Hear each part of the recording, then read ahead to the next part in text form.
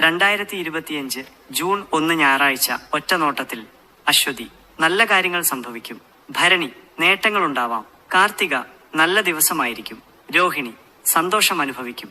മകയിരം ശ്രദ്ധയോടെ മുന്നോട്ടു പോകുക. തിരുവാതിര സന്തോഷം ലഭിക്കും. പുണർദം നല്ല സമയം. പൂയം ശ്രദ്ധയും കരുതലും വേണം.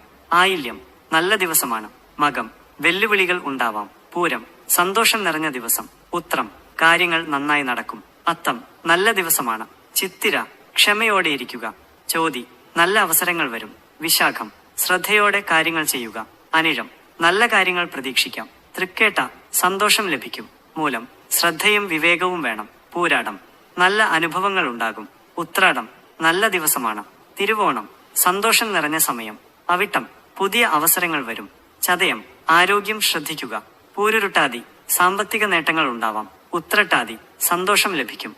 രേവതി നല്ല ദിവസമായി.